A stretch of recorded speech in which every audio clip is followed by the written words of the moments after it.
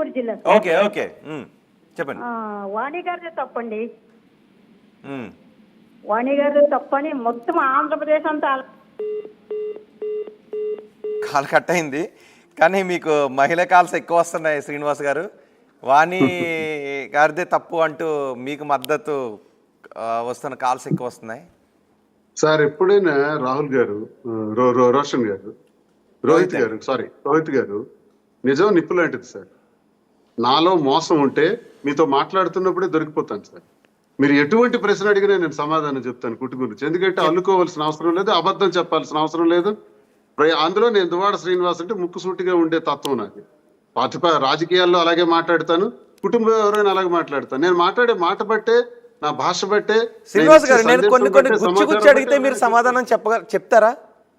ఏది సార్? నేను గుచ్చి అడిగితే మీరు సమాధానం చెప్తారా?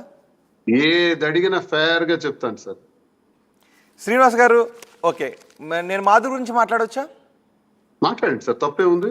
ఓకే శ్రీనివాస్ గారు, మాధురికి మీకు ఏంటి సంబంధం?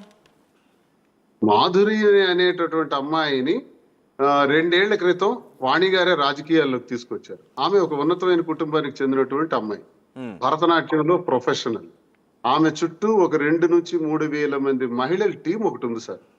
ఆ అందరి అభిప్రాయం ఏంటంటే, ఆ అమ్మాయిని కానీ మనం రాజకీయాల్లోకి తీసుకొస్తే మనకు 2 నుంచి 3 వేల ఓట్లు అదనంగా వచ్చి చేరతాయి, టెక్కలి టౌన్ లో బాగా పికప్ అవుతామని అన్నారని, నేను ఆమెతో మాట్లాడానని, ఆమెను రాజకీయాల్లోకి తీసుకురావడానికి ఆ కుటుంబ సభ్యులు యాక్సెప్ట్ చేశారని, నేను ఆమెకు తెస్తున్నాను, ఆమెకు నువ్వు మహిళా కన్వీనర్ నువ్వు ఇప్పించాలని అంటే, నేను అవన్నీ సరే అమ్మాయి వస్తుందా, ఆ పెద్ద కుటుంబం కదా, వాళ్ళు రాజకీయాల్లోకి వస్తారా అని నేను అడిగాను.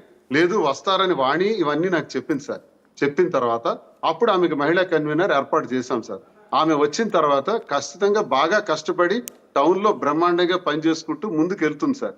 సడన్ గా ఒక సందర్భంలో ఆ అమ్మాయికి నాకు సంబంధాలు ఉన్నాయని, అమ్మాయితో నాకు వ్యక్తిగతంగా నేనేదో సంబంధాలు, అప్పటికి దువ్వాడవాణికి ఒక క్యాన్సర్ ఆపరేషన్ అయింది సార్. ఇంతవరకు మీకు చెప్పలేదు.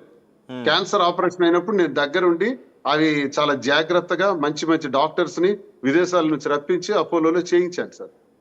చేయించి తనకి జాగ్రత్తగా ఉండాలి, జీవితంలో ఎలా ఇంకా మిగతా కాలం ఎలా గడపాలి అని మహాభారతం, రామాయణం వీటన్నిటి గురించి, జీవితం గురించి ఎలా ధైర్యం తెచ్చుకోవాలి వీటన్నిటి మీద రాత్రి 12 గంటల వరకు ఎక్స్ప్లెయిన్ చేసేవాడిని సార్.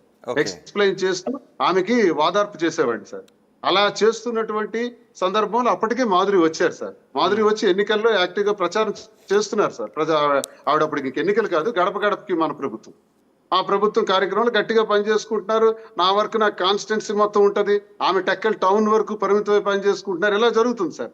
సడన్ గా ఒక రోజు ఏంటంటే, ఒక రోజు, 2వ రోజు, 3వ రోజు అలా రోజులు గడుస్తుంటే మాధురికి నాకు లింక్ పెట్టి కార్యకర్తల ముందు చెప్పటం, పార్టీ నాయకుల ముందు చెప్పటం, అక్కడక్కడ ఎవరైనా గ్రామాల్లో ఉండే ప్రజలు వస్తే వాళ్ళ ముందు చెప్పటం, ఇది చిలికి గాలివానై ఆఖరికి అధిష్టానం వద్ద వరకు వెళ్ళటం, అధిష్టానం నుంచి నాకు పిలుపులు వచ్చి 4-5 సార్లు కూర్చోబెట్టడం, మాట్లాడటం.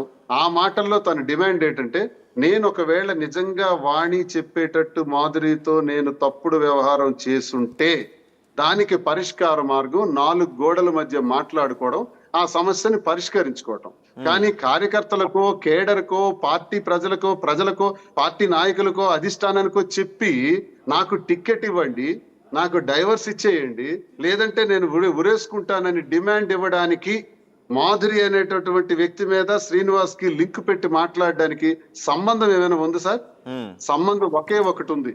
అదేంటంటే సంబంధం దువ్వాడ శ్రీనివాస్ దగ్గర నుంచి ఆ టికెట్ నేను తీసుకోవాలి, అతన్ని పతనం చేయాలి, రాజకీయంగా 24లో అతను గెలుస్తాడు, అబాస్ పాల్ చేయాలి.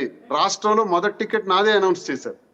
ఆ టికెట్ అనౌన్స్ చేసినటువంటి సందర్భంలో ఎలాగైనా ఆ టికెట్ నాకు రావాలి అని చేసిన ఎత్తుగడలో ఈ డిమాండ్ ఎప్పుడైతే అధిష్టానం దగ్గర తను పెట్టిందో, అంటే మాధురి అనేటటువంటి వ్యక్తిని కేవలం స్కేప్ గోట్, ఒక బలి పశువుని చేయటానికే తీసుకొచ్చి నన్ను మాధురిని పెట్టి లింకప్ చేసి నన్ను ప్రశ్నించక, నాతో మాట్లాడక, ఈ సమస్యని పరిష్కారం చేసుకోక అధిష్టానం వద్దకి వెళ్ళి టికెట్ అడగడం ఏంటి సార్? టికెట్ పరిష్కారం దీనికి?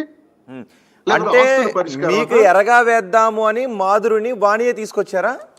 కేప్ గోట్ కింద వాడారు, తనే తీసుకొచ్చాడు. మీరు అట్రాక్ట్ మాకు అయ్యారు. సార్ మీరు అట్రాక్ట్ అయ్యారు. అట్రాక్ట్ అవ్వడానికి నాది చిన్న వయసా సార్?